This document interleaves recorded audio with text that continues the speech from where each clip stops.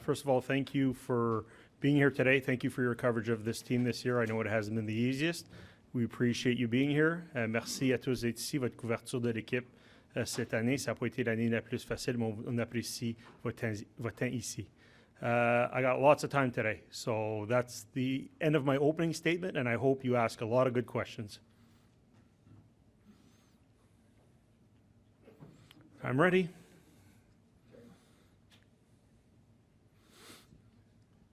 Hi, Pierre. Terry Marcotte from CTV. First question, your search for a head coach, how is that going to proceed, and will you wait for a president of hockey ops, or will you do that before? Obviously, I'll address the president of hockey ops right off the bat. For us in our hockey operations, we welcome the addition of an added member. We feel it's going to strengthen our hockey operation group. Whatever title, whatever role that person is, we definitely are going to welcome it. Right from the get-go, Eugene advised me well in advance that this was going to be the plan, and we definitely welcome it within our group. Especially if we can get the nature of someone with a lot of experience that played a similar role to Brian Murray. We'll definitely welcome that within our group. As far as the coaching, I have the full autonomy to hire the coach.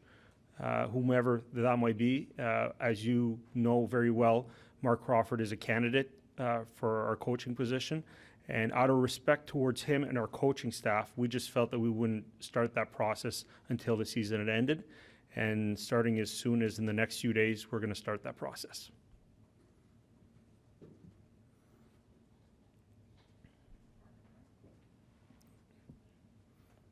Marc Brassard from Le Droit.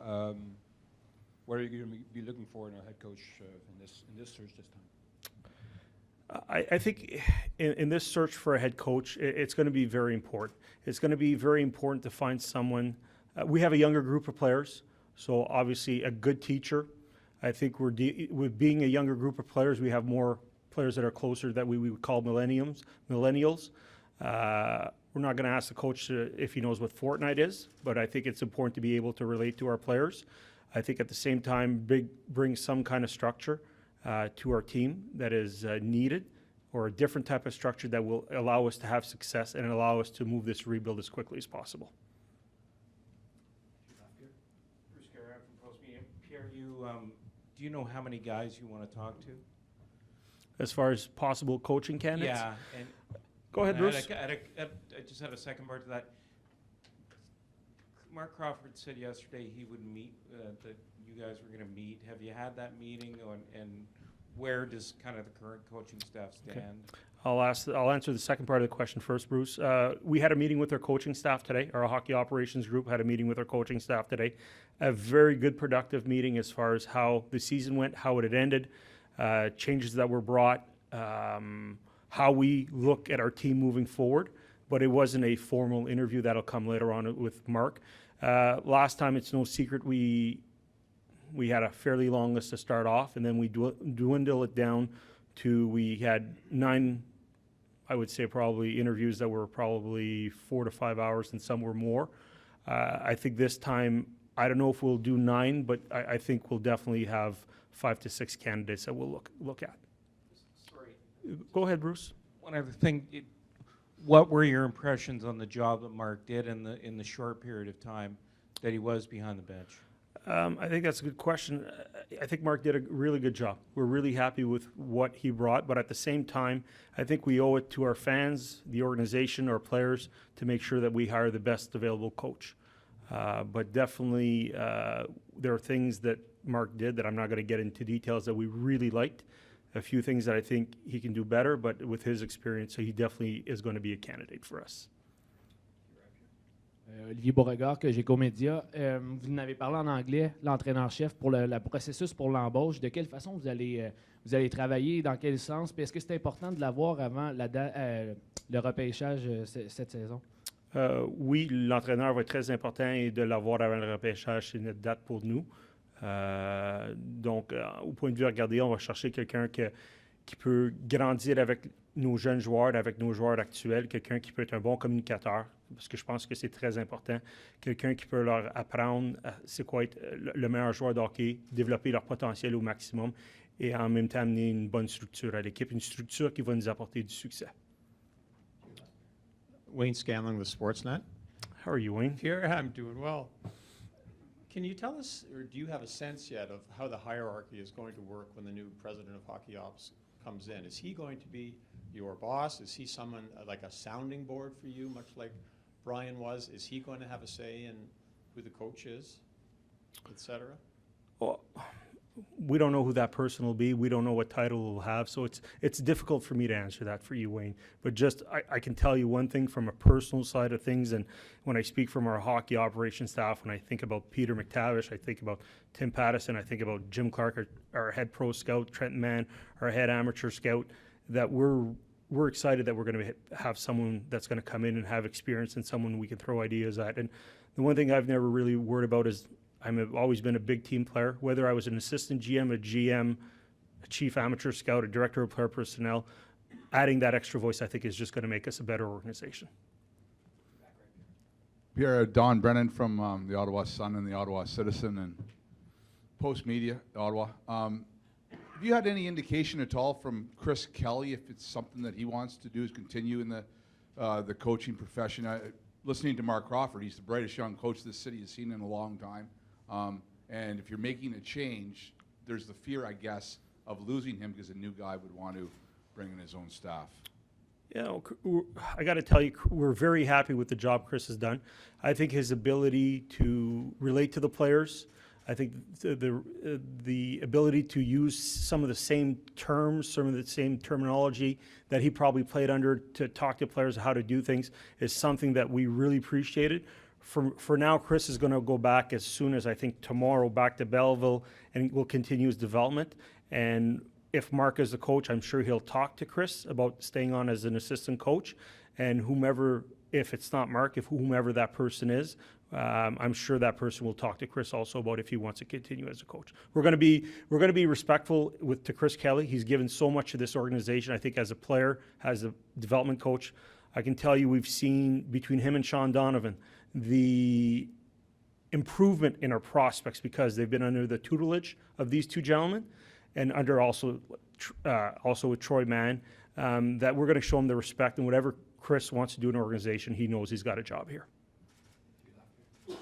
Pierre, just on your free agents, number one is, have you made any decisions or did you give it any indication to any of your unrestricted free agents that they won't be back?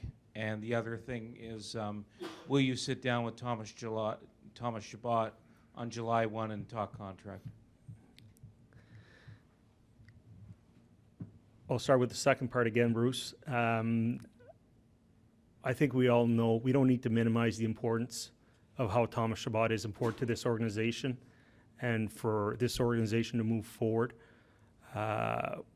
You guys know that I'm not going to talk about these things in the media, but we've had preliminary talks, and we hope at a certain point in time to have a lengthy contract extension with Thomas Chabot. Our plan is to keep him for a long time and hopefully be a Senator for life.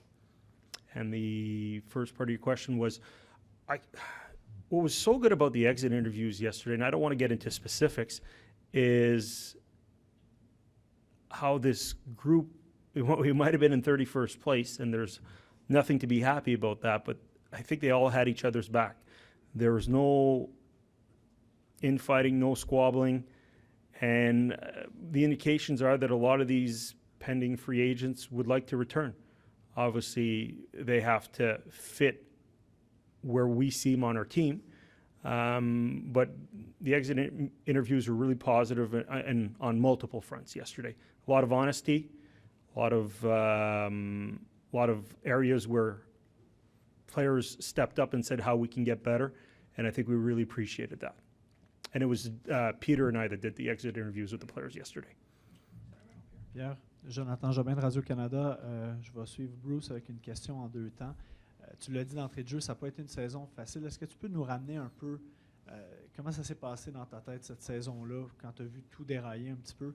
Et ensuite, Eugene Melnyk a dit que dans les 6 prochains mois, ça va être très important pour toi. Comment tu vois ton rôle? Qu'est-ce que tu as à faire dans ces mois-là pour assurer un bel avenir à ce club-là?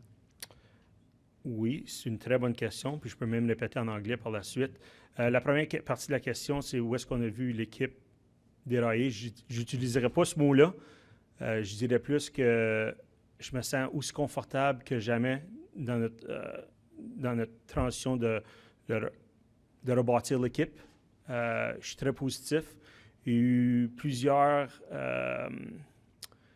plusieurs conduites à la maison après des matchs qui n'étaient pas trop plaisants, que je me demandais où l'équipe allait, mais je n'ai jamais été aussi positif de la direction qu'on ne sent pas. Puis quand ça vient à ce que M. Melnick, Eugene a dit, tout à fait vrai, les prochains 6 mois sont, même je dirais les prochains 6 mois à 12 mois sont très importants pour l'organisation.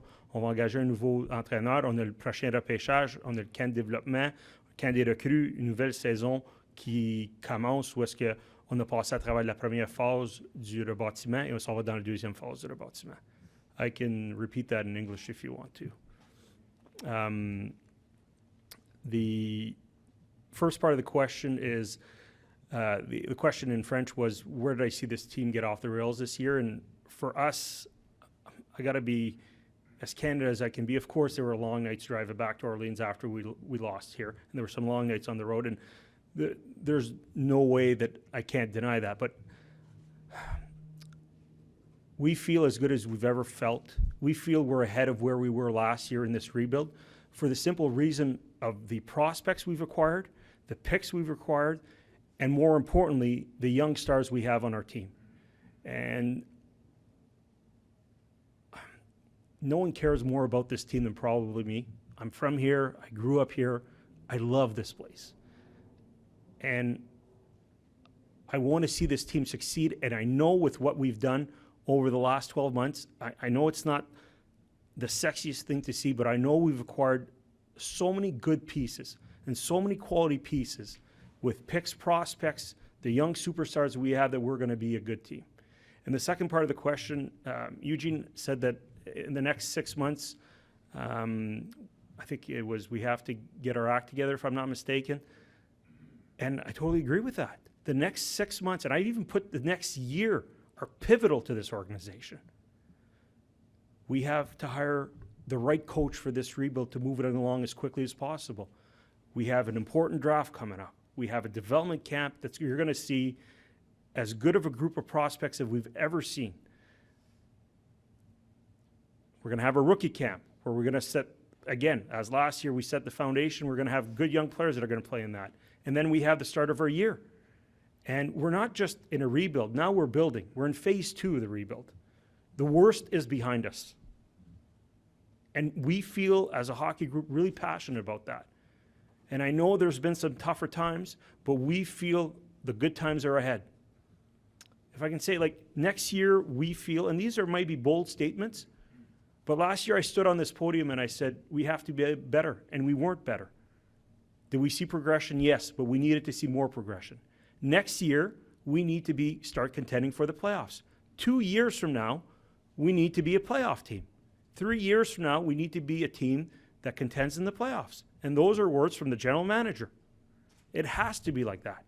This year was a tough year, but I really feel the worst is behind us. And maybe I'm too positive, maybe I'm too blunt, but I really feel strongly about these statements. Lisa Wallace, Canadian Press. Not to be the downer, but draft lottery is tonight. Yeah. Hindsight is always 20/20. You've seen the way Brady Tkachuk performed this year. Any regrets on the decision that was made last year to pick Brady and give up the pick this year? No. None. Have you seen Brady Tkachuk? I think we've all seen what Brady Tkachuk brings to this hockey team. I've been in the game of hockey for over 25 years. We are lucky, the Ottawa Senators, to have Brady Tkachuk. No one's perfect. We might have done mistakes. I've done mistakes in the past. I know there's one thing I'm proud of, and I think one thing that this hockey operations group is proud of is drafting Brady Tkachuk. And what he brings, the intangibles he brings to the game, you can't find those guys. You end up paying those guys, overpaying them sometimes when they become free agents, and you only have them for at the end of their career. We're going to have Brady Tkachuk here for a long time. And you know what? At the time,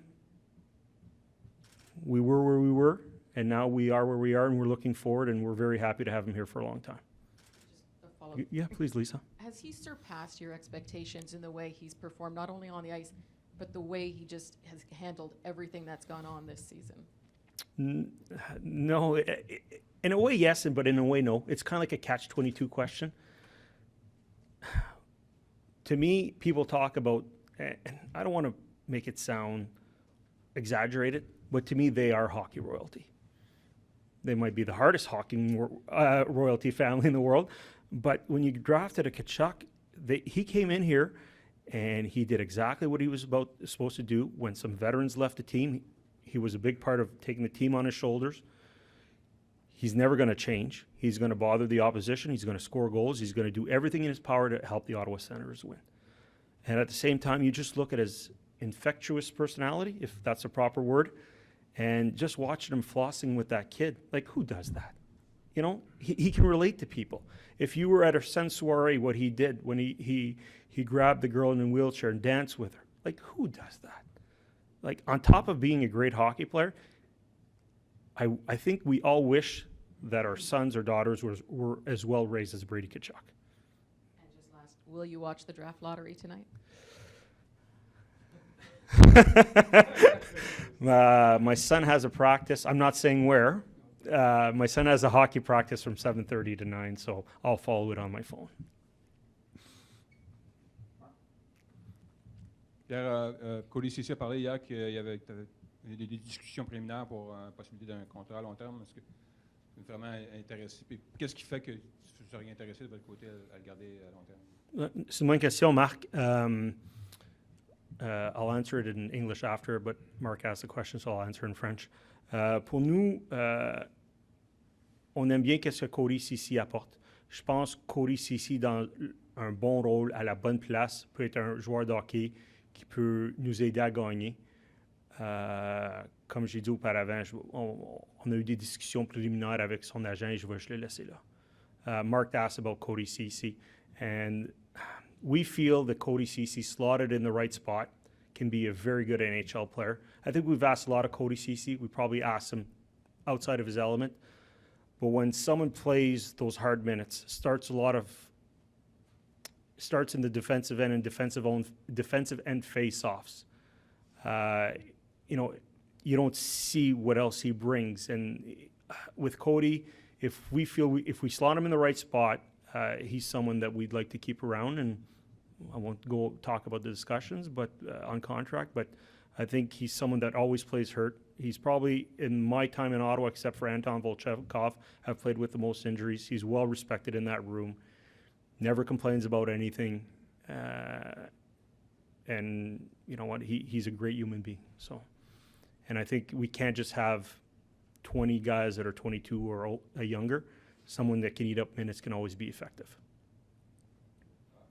Follow up to, do you have any issues next year for getting to the salary floor? No issues to get to the salary floor. The one thing that it's exciting about a rebuild, and now we're in phase 2, I think we're more in the building than the is that we have prospects, we have picks, we have young superstars, we feel, and we have cap space. And those are 4 things that we can use to our advantage in expediting this rebuild. So to us, we're going to field a team that we feel is where we are in our rebuild or in the second phase of the rebuild, and we don't see a problem with that. Pierre, we've seen a lot of star power leave the team in the last year, starting with Erik Karlsson and Mark Stone, and a lot of fans are wondering if stars don't want to play here. What do you tell them? I think you always got to look at where certain players are in their career, Terry. I think in our case, we traded Erik Karlsson after a contract offer was made, and we saw that there wasn't much progression. We in a rebuild, you can't let your stars walk away for nothing. And whether we did a good job or not, we're really happy about the pieces we got. And you know what? In saying that, I probably know that I alienated some fans when I said my proudest day as general manager when we traded Mark Stone. I probably have to apologize for that. I think the scout in me was talking too much, and I got to remember that I'm the general manager here. But we know how good Eric Brandstrom's going to be, and that's probably what I should have said. We did thank Mark for everything that he brought, but at the same time, Eric Brandstrom, we think, is going to be a future star in the NHL. And, you know, it's the same thing with stars wanting to play here. You always got to look where they are in their career. We felt we made the four of them very fair offers. Chris Stevenson from The Athletic. You finished 31st this year, last by a long shot in goals against. What do you see as the biggest challenge for this team, even next year, becoming competitive, like you said, and being able to start talking about the playoffs again? Mm-hmm. I was expecting a Corey Connors question, Chris. Chris, I think that's probably our most important thing. When we were going to hire a coach this year, I think we saw that we can score with a lot of teams. And it wasn't my personal favorite game this year, but the 8-7 game in Chicago was as exciting as any game that we've had in the past few years. But I think our attention to detail, I think our in-zone play, we felt we chased the puck too much. If we don't cut down the number of goals, we're not going to be a successful team. And for us, we know we have enough scoring. We know we have enough talent coming up. Offensive production won't be an issue. But at the same time, we have to play better away from the puck. And that was addressed with the players. My meeting with the players yesterday was not very long. And one of the points that was stressed was we, coaching staff, management, fans, I'll even put in there, were disappointing in how we defend and how we played away from the puck. And that has to be addressed. You can't finish last in the league in goals against and makes the playoffs. It doesn't happen. And it won't happen going forward. Murray Pam, Sporting News. Getting back to the coaching, how important is it to have a defenseman on your staff? Under Guy Boucher, there was not a defenseman on your staff. You have a young defensive core. I think it's important, but more important is getting the right people. I think if you get the right people, talking to Chris Kelly, he wasn't a defenseman, but he knows more about how to defend than a lot of coaches that were probably defensemen. So I think you have to weigh the positive and negatives, but it's not something that is 100% certainty. Anders Nielsen, will you attempt to bring him back? And the second question, you can answer first if you want. I will, Bruce. Do you plan to be active on July 1st?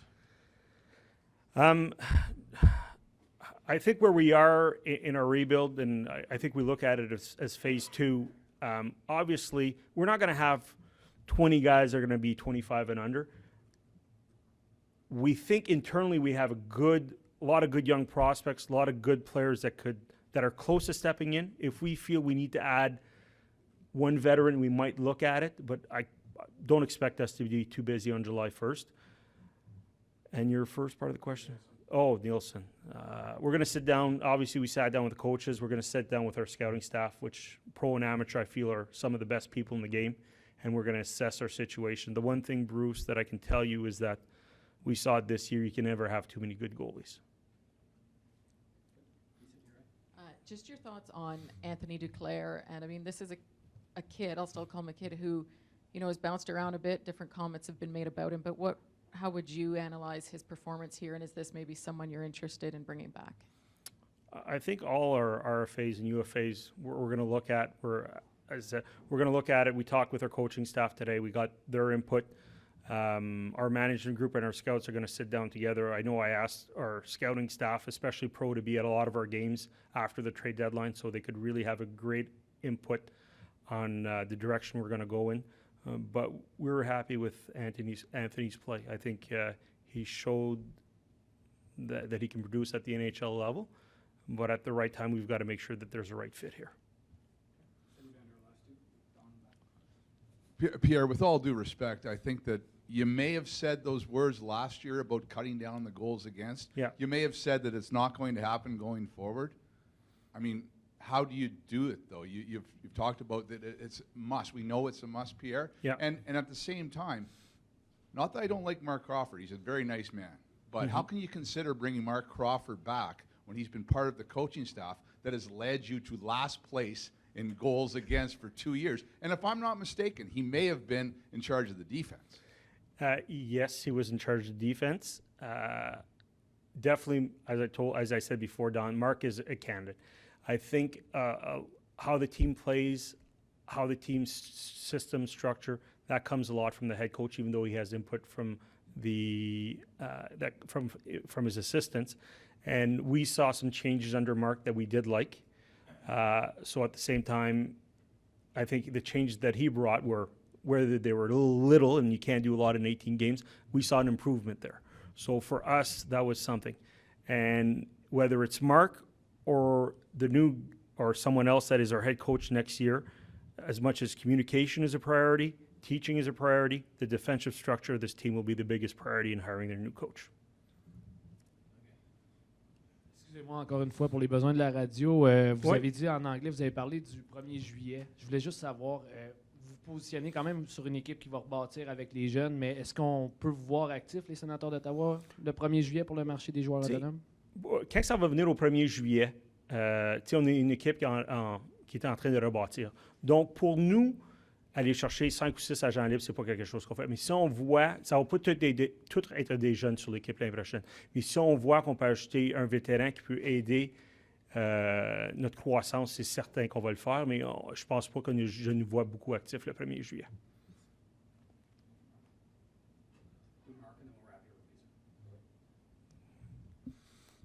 Curious about you're talking about a goaltending situation. Where does Mike Connon fit in all this? He's under contract for next year, and Hogberg is a RFA. Is there any possibility that he could go on a one-way, or any chance he goes back to Europe?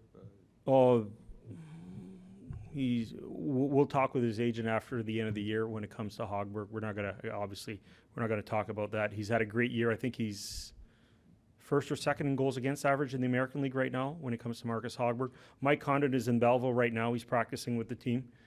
Depending what happens, if we clinch out of it, he might play a game.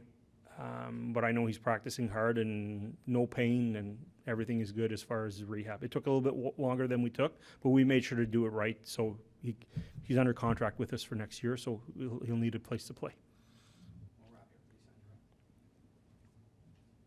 Just a couple of players yesterday mentioned, they had been contacted by their respective countries for World, but weren't sure because of injuries. So can you maybe give us a wrap-up of what lingering injuries some players are dealing with, and if you've heard of anyone who has committed to play for Worlds?